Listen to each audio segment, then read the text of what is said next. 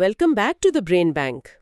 آج نا ہم مارک مینسن کی ایک بڑی مشہور کتاب the subtle art of not giving a fuck یعنی پرواہ نہ کرنے کا نرالا فن پر بات کریں گے۔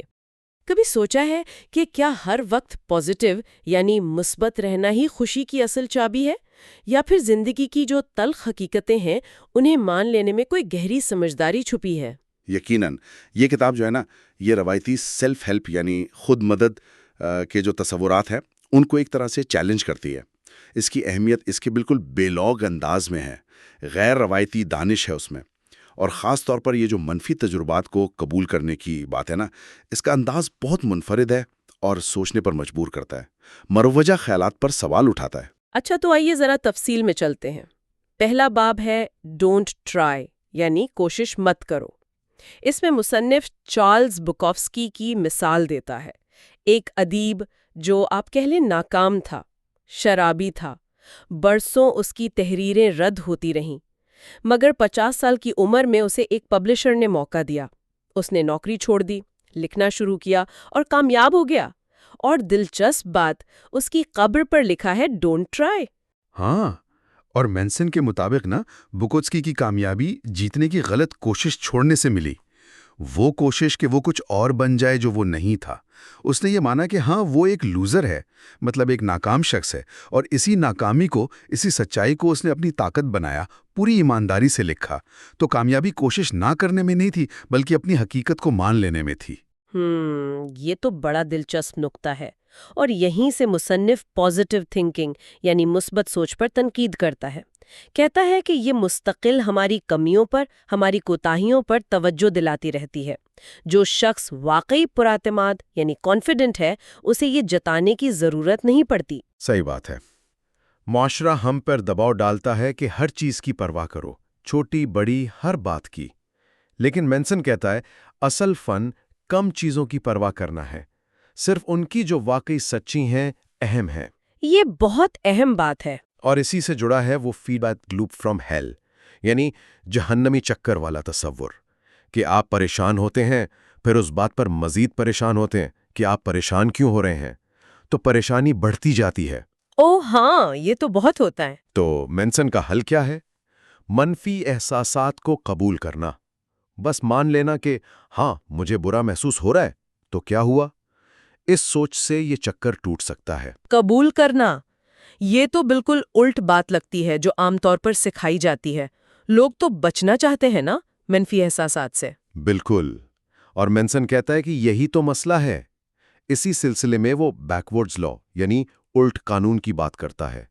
یہ ایلن واٹس کا بھی تصور ہے کہ مثبت تجربے کی شدت خواہش خود ایک منفی تجربہ ہے، اور اس کے برعکس منفی تجربے کو کھلے دل سے قبول کرنا ایک مثبت تجربہ بن جاتا ہے۔ ہوتی جاتی ہے کچھ ایسا ہی۔ اور ناٹ گیونگ اے فک یعنی پرواہ نہ کرنے کا مطلب بے حسی یا لاپرواہی یعنی انڈیفرنس بالکل نہیں ہے۔ مینسن اس کی 3 باریکیاں یعنی سٹلٹیز بتاتا ہے۔ پہلی تو یہ کہ اس کا مطلب ہے مختلف ہونے میں، دوسروں سے الگ سوچنے میں کمفرٹیبل یعنی پرسکون رہنا۔ ٹھیک۔ دوسری یہ کہ اپنی توانائی فضول چیزوں پر ضائع کرنے کے بجائے مشکلات سے زیادہ اہم کسی چیز کی پرواہ کرنا۔ آپ کی اقدار ہو گئیں آپ کے مقاصد، یعنی اپنی پرائرٹی سیٹ کرنا۔ بالکل۔ اور تیسری باریکی یہ ہے کہ یہ شعوری انتخاب ہے کہ کس چیز کو اہمیت دینی ہے اور کس کو نہیں۔ یہ اندھا دھند لاپرواہی نہیں ہے۔ تو پہلے باب کا خلاصہ یہ ہوا کہ ایک قسم کی پریکٹیکل انلائٹمنٹ یعنی عملی روشن خیالی کی طرف جانا ہے، یہ سمجھنا کہ تکلیف اور مسائل زندگی کا لازمی حصہ ہے، انہیں قبول کرنا سیکھنا ہے، درد کو ایک اوزار بنانا ہے اور اپنے مسائل کو بہتر مسائل میں بدلنے کی کوشش کرنی ہے۔ بالکل۔ اب آتے ہیں دوسرے باب پر۔ اس کا عنوان ہی بڑا چونکانے والا ہے، ہیپینیس از اے پرابلم، یعنی خوشی ایک مسئلہ ہے۔ یہاں مصنف بدھا یعنی بدھا کی کہانی سناتا ہے۔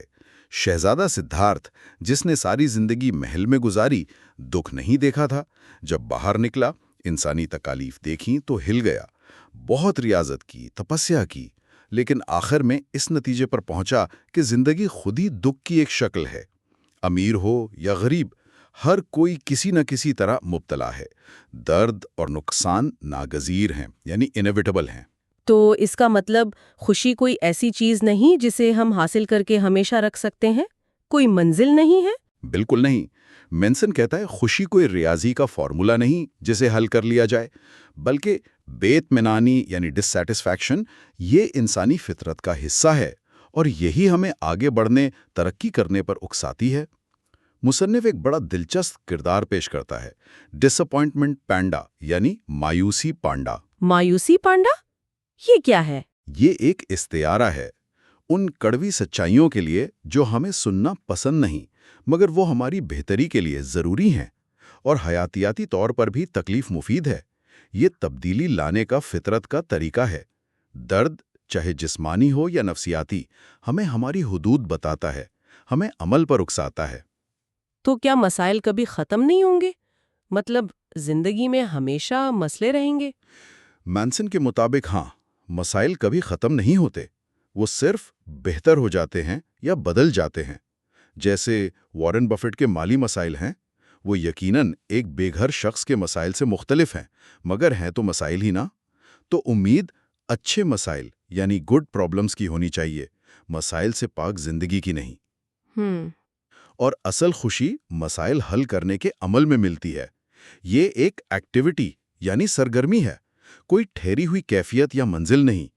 مسائل سے بھاگنا یا خود کو مظلوم سمجھنا، وہ جو وکٹم مینٹالٹی ہوتی ہے، وہ صرف دکھ بڑھاتی ہے۔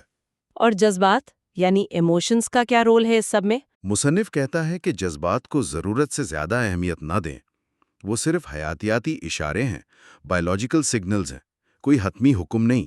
ان پر آنکھیں بند کر کے بھروسہ کرنا ٹھیک نہیں، اور یہی وہ ہیڈونک ٹریڈمل یعنی لذت کی ٹریڈمل کا تصور لاتا ہے۔ اچھا، یہ کیا چیز ہے ہیڈونک ٹریڈمل؟ اس کا مطلب ہے کہ ہم حالات بدلتے ہیں، نئی چیزیں حاصل کرتے ہیں، مگر ہماری اندرونی خوشی کی سطح جلد ہی واپس پرانی جگہ آ جاتی ہے۔ جیسے نئی گاڑی لی، بہت خوشی ہوئی، کچھ مہینوں بعد وہ معمول بن گئی، خوشی کی سطح واپس وہیں آ گئی۔ ارے واہ، یہ تو بہت گہری بات ہے۔ تو پھر اصل سوال کیا بنتا ہے زندگی کا؟ اصل سوال یہ نہیں کہ آپ زندگی سے کیا لطف یا انعام چاہتے ہیں، بلکہ یہ ہے کہ آپ کون سی تکلیف برداشت کرنے کو تیار ہیں، یعنی what pain are you willing to sustain. اپنی جدوجہد کا انتخاب کریں، چوز یور اسٹرگل۔ مصنف اپنی مثال دیتا ہے، وہ راک سٹار بننا چاہتا تھا۔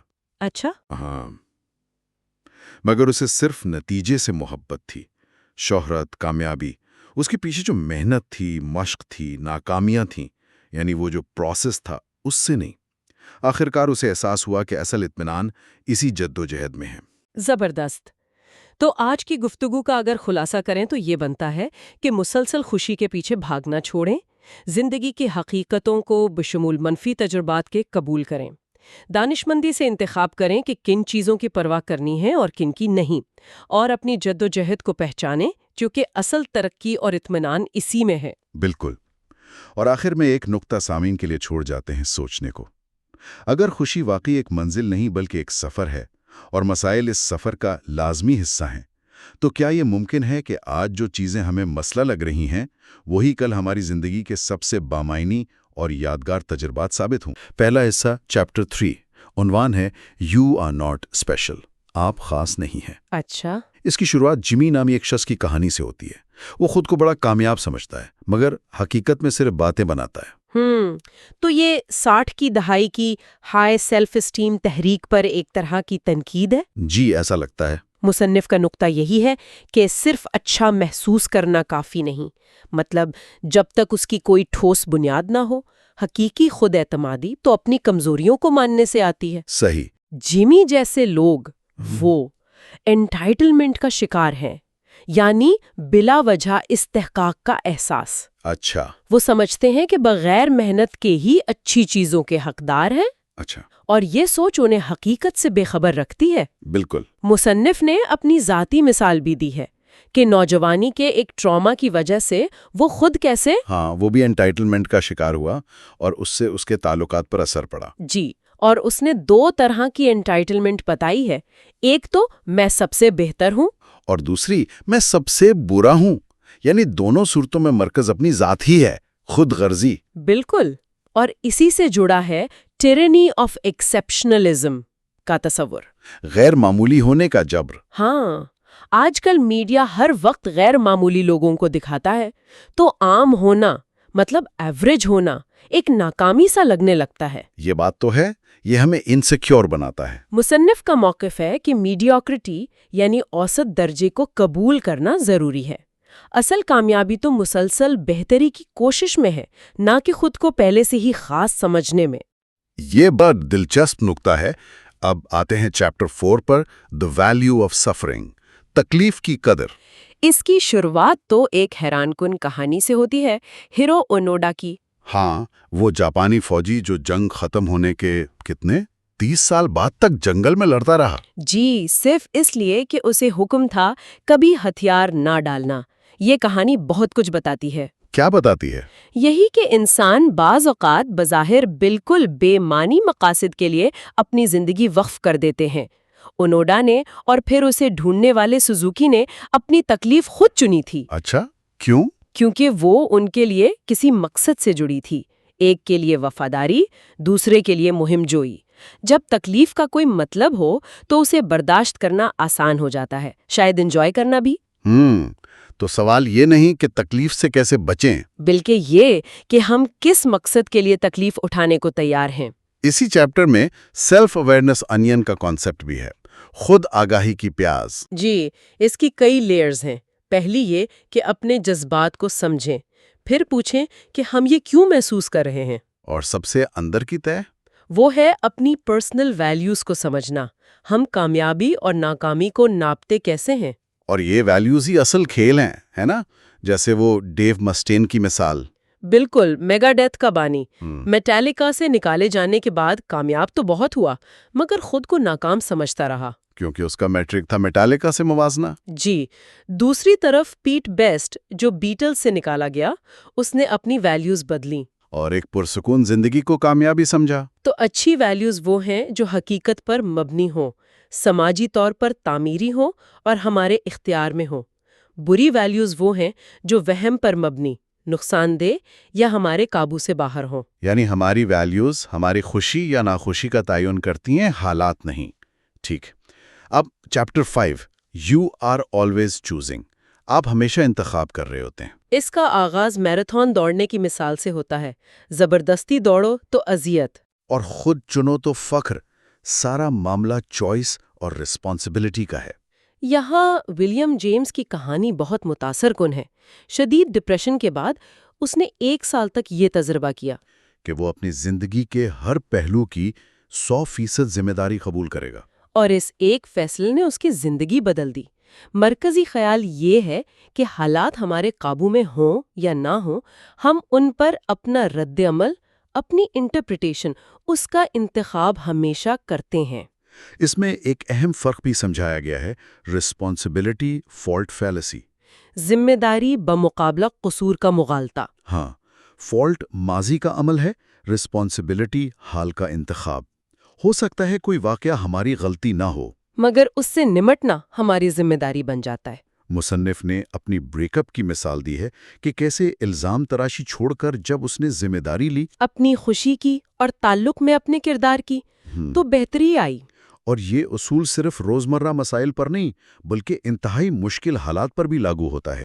جی، جیسے ملالہ یوسفزئی کی مثال ہے، حملے کے بعد بھی انہوں نے اپنی آواز بلند رکھنے کا انتخاب کیا۔ پوکر کے کھیل کی انالوجی بھی دی گئی ہے۔ ہاں، کہ ہمیں اچھے یا برے پتے مل سکتے ہیں، حالات، صلاحیتیں وغیرہ، مگر کھیل کا نتیجہ ہمارے چوائسز پر منحصر ہے۔ مصنف وکٹم ہوڈ شیک پر بھی تنقید کرتا ہے۔ جی، یعنی مظلومیت کو فیشن بنانے کے رجحان پر۔ کہتا ہے کہ یہ اصل مسائل سے توجہ ہٹاتا ہے۔ آخر میں مصنف کہتا ہے کہ تبدیلی کا کوئی خاص ہاؤ نہیں ہے، کوئی جادوئی طریقہ نہیں، یہ بس مختلف چیزوں کو اہمیت دینے کا ایک سادہ سا انتخاب ہے، جو آسان نہیں ہے۔ اس میں انسرٹنٹی ہے، ناکامی کا ڈر ہے۔ مسترد ہونے کا سامنا کرنا پڑ سکتا ہے۔ تو ان تحریروں کا خلاصہ کیا ہوگا؟ خلاصہ یہ ہے کہ خود کو غیر معمولی سمجھنے کی خواہش پر سوال اٹھائیں، اپنی تکالیف میں معنی تلاش کریں، اور حالات جیسے بھی ہوں ان پر اپنے رد عمل اور تشریح کی ذمہ داری قبول کریں، چاہے فالٹ کسی کا بھی ہو۔ بالکل، اچھی ویلیوز کا انتخاب کرنا اور یہ سمجھنا کہ ہر لمحہ ایک انتخاب ہے، یہ ہمیں اپنی مشکلات کو ایک نئے زاویے سے دیکھنے اور ان سے نمٹنے میں مدد دے سکتا ہے۔ جی ہاں۔ تو آج کے لیے ایک آخری سوچ۔ اگر ہر حال میں انتخاب کی گنجائش موجود ہے تو ہم اس وقت اپنی زندگی کے تجربات کو، اپنی مشکلات کو کس نظر سے دیکھنے کا انتخاب کر رہے ہیں؟ اس پر ضرور غور کرنا چاہیے۔ بالکل، اس پر غور کیجیے گا۔ آج ہم ایک خاص مواد پر گہری نظر ڈال رہے ہیں۔ جی۔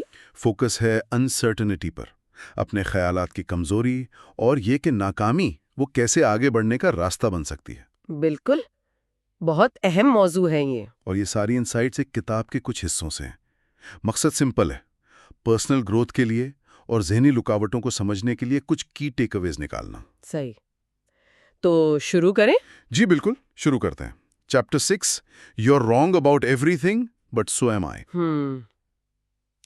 ٹائٹل ہی کافی پرووکیٹنگ ہے۔ ہاں نا، بنیادی خیال یہ ہے کہ بھائی ہم سب اکثر غلط ہوتے ہیں اور یہ ٹھیک ہے، بلکہ گروتھ کے لیے ضروری ہے۔ بالکل، وہ پرانی مثالیں ہیں نا کہ کیلیفورنیا ایک جزیرہ ہے، یا وہ فلاجسٹن تھیوری۔ ہمارے اپنے ذہن میں بھی ایسی کئی غلط فہمیاں ہوتی ہیں، رائٹ۔ اور مصنف اپنی بھی مثالیں دیتے ہیں۔ جی ہاں، دیکھیے، ترقی جو ہے نا وہ کوئی سیدھی لائن نہیں ہوتی، یہ ایک ایٹریٹو پروسیس ہے۔ ہم غلط سے کم غلط کی طرف جاتے ہیں۔ کم غلط، انٹرسٹنگ۔ اسے سائنس کی طرح سوچا جا سکتا ہے۔ ہماری ویلیوز وہ ہماری ہائپوتھیسز ہیں، ہمارے ایکشنز وہ ایکسپیریمنٹس، اور ہمارے احساسات، نتائج وہ ڈیٹا ہے۔ تو سرٹنٹی یعنی پختہ یقین کہ ہم صحیح ہیں، وہ اس پروسیس میں رکاوٹ ہے۔ بالکل، سرٹنٹی گروتھ کی دشمن ہے۔ ہمیں ہمیشہ تھوڑا ڈاؤٹ، تھوڑا شک رکھنا چاہیے، سوال اٹھانے چاہیے۔ اچھا، اسی چیپٹر میں architects of our own beliefs section ہے کہ دماغ معنی بناتا ہے، ایسوسیشنز جوڑتا ہے۔ ہاں، لیکن دماغ پرفیکٹ نہیں ہے، وہ پیٹرن ڈھونڈتا ہے، کبھی کبھی وہاں بھی جہاں نہ ہو، اور ہم اپنے موجودہ عقیدوں کی طرف بائس رکھتے ہیں۔ اور پھر be careful what you believe section, اس میں وہ فالس میموری والی مثال ہے۔ جی، میرڈتھ مارن کی، یہ بتاتا ہے کہ ہماری میموری کتنی ان ریلائبل ہو سکتی ہے۔ ٹیلی فون گیم کی طرح ہر بار کچھ نہ کچھ بدل جاتا ہے۔ تو ہمیں خود پر بھی اتنا یقین نہیں کرنا چاہیے۔ کچھ کم، خود پر تھوڑا کم بھروسہ۔ پھر آتا ہے دا ڈینجرز آف پیور سرٹنٹی، اس میں اسٹاکر والی مثال ہے ایرن کی۔ ہاں، اور یہ پوائنٹ بہت اہم ہے۔ جب ہم بالکل یقین کر لیتے ہیں کہ ہم صحیح ہیں تو ہم نقصان دہ کام بھی کر سکتے ہیں۔ باؤمائسٹر کی ریسرچ۔ ہاں، کہ برے لوگ اکثر خود کو بالکل حق پر سمجھتے ہیں۔ جی، اور ملگرم کے ایکسپیریمنٹس بھی اسی طرف اشارہ کرتے ہیں۔ سرٹنٹی کی تلاش الٹا انسیکیورٹی پیدا کرتی ہے، وہی بیکورڈز لا۔ جتنا یقین ڈھونڈیں گے اتنے بے چین ہوں گے۔ ایگزیکٹلی۔ تو اگر سرٹنٹی اتنی پرابلمیٹک ہو سکتی ہے تو ہم کیوں کچھ غلط خیالات سے چپکے رہتے ہیں؟ یہاں آتا ہے مینسنز لا آف اوائیڈنس۔ جی، یہ قانون کہتا ہے کوئی چیز جتنا زیادہ آپ کی آئیڈینٹی کو خطرے میں ڈالتی ہے، آپ اتنا ہی اس سے بچتے ہیں۔ مطلب کوئی مثال؟ جیسے کوئی آرٹسٹ ہے، اپنا کام دکھانے سے ڈر رہا ہے کیونکہ اگر لوگوں کو پسند نہ آیا تو اس کی آرٹسٹ والی آئیڈینٹی چیلنج ہوگی۔ اچھا۔ یا کوئی پارٹی کرنے والا لائف سٹائل بدلنے سے ڈرتا ہے کیونکہ اس کی فن لونگ آئیڈینٹی خطرے میں پڑ جائے گی۔ بالکل۔ ہم ایسی چیزوں سے بھاگتے ہیں جو ہمارے سیلف پرسیپشن کو ہلاتی ہیں، چاہے وہ ہمارے لیے بہتر ہی کیوں نہ ہو۔ تو خود کو تلاش کرنے کے بجائے کھلا رکھنا، نئے تجربات کے لیے تیار رہنا۔ بدھزم میں بھی کہتے ہیں نا، اپنی آئیڈینٹی کو جانے دو، اپنے آپ کو لیبلز میں قید نہ کرو۔ پھر اس چیپٹر کے اینڈ میں سیکشن ہے how to be a little less certain of yourself. 3 سوال ہیں اس میں۔ ہاں، سمپل لیکن پاورفل۔ پہلا، کیا ہو اگر میں غلط ہوں؟ دوسرا، اگر میں غلط ہوتی تو اس کا کیا مطلب ہوتا؟ یہ اکثر تکلیف دہ ہوتا۔ جی، کیونکہ یہ ہماری کور ویلیوز کو چیلنج کر سکتا ہے۔ اور تیسرا، کیا غلط ہونا میرے موجودہ مسئلے سے بہتر یا بدتر مسئلہ پیدا کرے گا؟ یہ ایک قسم کا لٹمس ٹیسٹ ہے۔ آپشن بی، بہتر مسئلہ چنو۔ اور اصول، اگر آپ کو لگ رہا ہے کہ یہ آپ ورسز دنیا ہے تو شاید یہ صرف آپ ورسز آپ ہے۔ واہ، یہ تو تھا چیپٹر 6۔ اب آگے بڑھتے ہیں chapter 7، failure is the way forward. ناکامی آگے بڑھنے کا راستہ۔ یہاں مصنف اپنی پرسنل سٹوری بتاتے ہیں، ریسیشن میں گریجویشن، فائنینشیل پرابلمز، لیکن وہ کہتے ہیں کہ یہ ان کے لیے لکی تھا، لکی کیسے؟ کیونکہ اس نے انہیں پیسوں کے بجائے آٹونومی، آزادی کو ویلیو کرنا سکھایا۔ اچھا، تو یہ فیلئر سکسیس پیراڈاکس کی طرف لے جاتا ہے۔ وہ پکاسو والی کہانی یاد ہے، نیپکن والی؟ ہاں، کہ اس سکیچ کی قیمت اس کے پیچھے کے سالوں کی محنت اور ناکامیاں ہیں۔ بالکل، کامیابی کے لیے ناکامی ضروری ہے، لیکن ہمیں سکھایا جاتا ہے ناکامی سے ڈرنا، اسکول، پیرنٹس، میڈیا۔ اور اگر ہماری ویلیوز خراب ہوں، یعنی صرف ایکسٹرنل گولز پر ہوں، تو ناکامی کا ڈر اور بڑھ جاتا ہے۔ صحیح کہا، بہتر ویلیوز پروسیس اورینٹڈ ہوتی ہیں، جیسے پکاسو کا آنیسٹ ایکسپریشن، سفر خود منزل بن جاتا ہے۔ پھر pain is part of the process section, تکلیف عمل کا حصہ ہے۔ جی، ڈبروفسکی کی ریسرچ WW2 سروائیورز پر، جنہوں نے ٹراما کے بعد گروتھ کی۔ درد ایک سگنل ہے کہ چینج ضروری ہے۔ وہ شٹ سٹارم کا سامنا کرنا۔ ہاں، جی، اور وہ VCR کویسچنز، وہ مشکل فیصلے جو باہر سے آسان لگتے ہیں، جیسے جاب چھوڑنا یا مشکل رشتہ ختم کرنا۔ ہاں، اندر سے بہت مشکل ہوتے ہیں کیونکہ ان کے ساتھ ایموشنل پین جڑا ہوتا ہے۔ ہمیں ضروری درد کو سہنا سیکھنا ہوگا۔ آخر میں آتا ہے دا ڈو سم تھنگ پرنسپل۔ یہ بہت پریکٹیکل لگتا ہے۔ ہاں، یہ بہت اہم ہے۔ مصنف کے ٹیچر کا مشورہ، بس اس پر کام کرنا شروع کر دو۔ ایکشن پہلے، موٹیویشن بعد میں۔ ہم تو الٹا سوچتے ہیں۔ اکثر ہم انسپریشن کا انتظار کرتے ہیں، پھر موٹیویشن، پھر ایکشن، لیکن یہ پرنسپل کہتا ہے ایکشن کرو، انسپریشن ملے گی، موٹیویشن بڑھے گی۔ اینڈلیس لوپ کو ریورس کر دیں۔ جی، جیسے کوئی رائٹر روز 200 خراب الفاظ لکھنے کا ٹارگٹ رکھے، جب ایکشن خود سٹینڈرڈ بن جائے تو فیلئر اتنا بڑا نہیں لگتا۔ اور اگر سٹک فیل کر رہے ہوں تو بس کچھ چھوٹا سا ایکشن لیں۔ ہاں، بس کچھ کریں، ڈو سم تھنگ۔ زبردست۔ تو اس سب کا نچوڑ کیا ہے؟ خلاصہ یہ ہے کہ گروتھ کے لیے انسرٹینٹی کو قبول کرنا ہوگا، یہ ماننا ہوگا کہ ہم غلط ہو سکتے ہیں، اپنے بیلیفز کو چیلنج کرنا ہوگا۔ اور ناکامی سے ڈرنا نہیں، وہ پروسیس کا حصہ ہے، وہی آگے لے جاتی ہے۔ اور سب سے اہم، موٹیویشن کا ویٹ نہ کریں، ایکشن لیں، ڈو سم تھنگ۔ بہت خوب۔ تو جاتے جاتے ایک آخری سوال چھوڑ جاتے ہیں سوچنے کے لیے۔ جی، کیا زندگی کا کوئی ایسا شعبہ ہے جہاں اپنا پختہ یقین یا شاید ناکامی کا خوف کسی کو کوئی ایکشن لینے سے روک رہا ہے، بھلے ہی وہ ایک چھوٹا سا قدم ہی کیوں نہ ہو؟ تو آج ہم جن سورسز کا جائزہ لے رہے ہیں وہ اسی مشہور کتاب کے اگلے 2 چیپٹرز ہیں۔ چلیے سیدھا چلتے ہیں چیپٹر 8 میں۔ عنوان ہے دی امپورٹنس آف سیئنگ نو۔ یہ شروع ہوتا ہے آتھر کے ایک ذاتی تجربے سے۔ 55 ملک گھومنے کے بعد وہ اس نتیجے پر پہنچتے ہیں کہ مکمل آزادی اپنے آپ میں بالکل بے معنی ہے۔ Absolute freedom by itself means nothing. آزادی کو اصل ویلیو ملتی ہے جب اسے کسی کمٹمنٹ سے جوڑا جائے۔ یہ تھوڑا کاؤنٹر انٹیوٹیو نہیں؟ بالکل، ہاں ہے تو۔ اور اسی کانٹیکسٹ میں وہ رشیا کا ایکسپیرینس بتاتے ہیں۔ وہاں لوگوں کی بلنٹنس، مطلب صاف گوئی اور فیک نائسٹیز کا نہ ہونا، وہ ان کو بہت مختلف لگا۔ وہاں اصل چیز تھی ٹرسٹ، جو صرف سچ بولنے سے بنتا تھا۔ اس کے مقابلے میں ان کا خیال ہے کہ ویسٹ میں اکنامک اپورچونٹیز کی وجہ سے اپیئنسز، سیلسمنشپ، ان چیزوں نے ٹرسٹ کی جگہ لے لی ہے۔ صحیح، گویا ایک طرح کی سطحیت آ گئی ہے۔ جی، اور سچ بولنے کی بات سے ہی جڑا ہے نہ کہنا، یعنی ریجیکشن۔ سورس کہتا ہے کہ ہم اپنی پہچان اس سے بناتے ہیں کہ ہم کن چیزوں کو ریجیکٹ کرتے ہیں۔ We are defined by what we choose to reject. اگر ہم ہر چیز کو قبول کرتے جائیں تو پھر ہماری اپنی کوئی شناخت نہیں رہتی۔ بالکل۔ اور ریجیکشن سے بچنا، کہ ہمیں کبھی نہ کہنا پڑے یا سننا پڑے، یہ ایک قسم کی انٹائٹلمنٹ ہے، جیسے ہمیں حق ہے کہ سب اچھا ہی ہو۔ صحیح کہا۔ اور اسی انٹائٹلمنٹ سے جڑا مسئلہ ہے باؤنڈریز کا۔ یہاں وہ رومیو اور جولیٹ کی مثال دیتے ہیں، یہ دکھانے کے لیے کہ جسے ہم رومانس سمجھتے ہیں وہ اکثر کتنا انہیلدی ہو سکتا ہے۔ ہیلدی ریلیشن شپس میں باؤنڈریز واضح ہوتی ہیں، ہر شخص اپنی ذمہ داری لیتا ہے۔ اور پور باؤنڈریز کی مثالیں؟ جیسے وکٹم مینٹالٹی، سب میرے ساتھ ہی غلط کرتے ہیں، یا پھر سیور کمپلیکس، مجھے سب کو بچانا ہے۔ دونوں صورتوں میں آپ اپنی پرابلمز کی رسپانسبلٹی نہیں لے رہے ہیں۔ سمجھ آئی۔ اور باؤنڈریز کے ساتھ ٹرسٹ کا تعلق؟ وہ بھی بہت گہرا ہے۔ آتھر اپنی وائف کی مثال دیتے ہیں کہ وہ ان سے ہمیشہ سچ کہتے ہیں، چاہے وہ سچ سننے میں تکلیف دہ ہی کیوں نہ ہو۔ اچھا۔ جی، کیونکہ ان کے مطابق without conflict there can be no trust. سچائی اور ایمانداری ہر وقت اچھا محسوس کرنے سے زیادہ اہم ہے۔ اور چیٹنگ ٹرسٹ کو تباہ کرتی ہے کیونکہ وہ ویلیوز کے کانفلکٹ کو ظاہر کرتی ہے۔ بالکل، اور اگر ٹرسٹ ٹوٹ جائے تو اسے بحال کرنے کے لیے صرف معافی کافی نہیں۔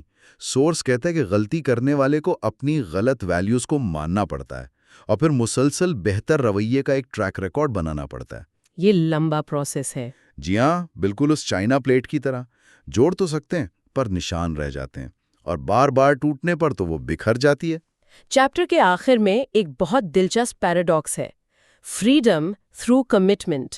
ہم سمجھتے ہیں زیادہ چوائسز اچھی ہیں، لیکن پیراڈاکس آف چوائس کہتا ہے کہ یہ اکثر کم سیٹسفیکشن دیتا ہے۔ صحیح۔ یوں شاید بریتھ آف ایکسپیرینس، یعنی بہت سے تجربات میں نہیں بلکہ ڈیپتھ آف ایکسپیرینس، گہرائی میں ہے، اور گہرائی آتی ہے کمٹمنٹ سے، کسی ایک چیز سے جڑ جانے سے۔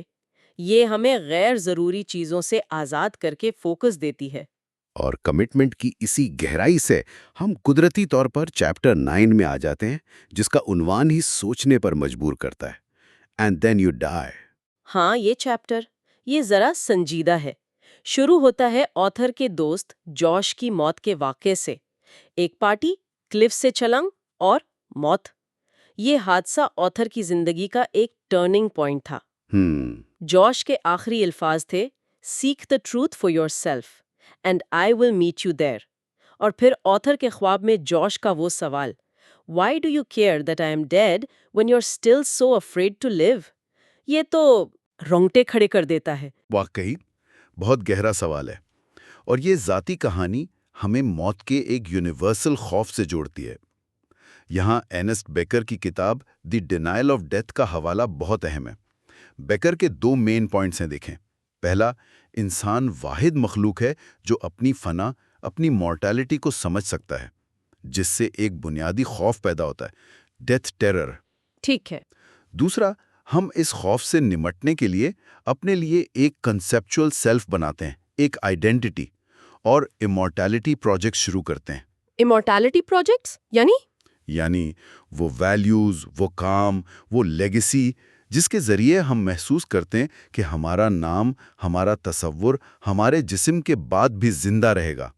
ہماری ویلیوز ہی ہمارے امورٹیلٹی پروجیکٹس ہیں۔ لیکن بیکر نے خود زندگی کے آخر میں یہ ریئلائز کیا کہ یہی امورٹیلٹی پروجیکٹس اصل مسئلہ بن جاتے ہیں۔ جی، اصل حل شاید موت کو رد کرنے میں نہیں بلکہ اس کی حقیقت کو قبول کرنے میں ہے۔ یہ ایک بٹر اینٹیڈوٹ ہے، ایک کڑوی دوا جو شفا دیتی ہے۔ موت کو ایکسپٹ کرنا ہی آزادی ہے۔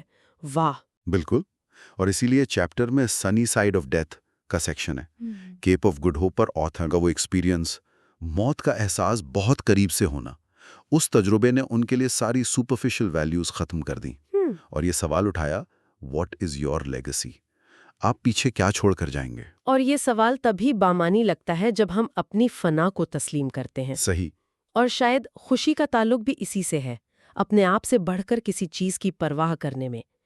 انٹائٹلمنٹ ہمیں الگ تھلگ کرتی ہے، موت کا سامنا ہمیں بڑی تصویر سے جوڑتا ہے۔ مجھے وہ بکاؤسکی کا کوٹ یاد آ رہا ہے جو یہاں ذکر ہوا، "We're all going to die. What a circus. That alone should make us love each other. But it doesn't." کتنی سچی بات ہے۔ ہم چھوٹی چھوٹی باتوں میں الجھے رہتے ہیں۔ تو بنیادی پیغام میرے خیال میں یہی ہے کہ اپنی مورٹیلٹی کو قبول کرنا ہمیں بوجھ سے آزاد کرتا ہے۔ صحیح۔ زندگی ہلکی محسوس ہوتی ہے، خوف کم ہوتا ہے، جیسا آتھر نے جوش کی موت سے سیکھا۔ There is nothing to be afraid of, ever. اپنی فنا کو یاد رکھنا انٹائٹلمنٹ اور سطحیت سے بچاتا ہے، اور شاید ایک زیادہ اوتھینٹک زندگی جینے میں مدد دیتا ہے۔ تو ان 2 چیپٹرز کا سفر ہمیں نہ کہنے کی طاقت سے کمٹمنٹ کی اہمیت تک لے گیا، اور پھر ریلیشن شپس میں باؤنڈریز اور ہانسٹی سے گزار کر زندگی کی سب سے بڑی حقیقت یعنی موت تک لے آیا۔ جی، اور شاید سب سے بڑا ٹیک اوے یہ ہے کہ موت کو قبول کرنا دراصل زندگی کو زیادہ گہرائی اور معنی دیتا ہے۔ اس سے ایک آخری سوال ذہن میں آتا ہے سوچنے کے لیے کہ اگر ہم سب جانتے ہیں کہ وقت محدود ہے تو ہم اسے اکثر اتنی غیر ضروری پریشانی اور چھوٹی چھوٹی فضول باتوں پر کیوں جایا کرتے ہیں؟ واقعی اس پر ضرور سوچنا چاہیے۔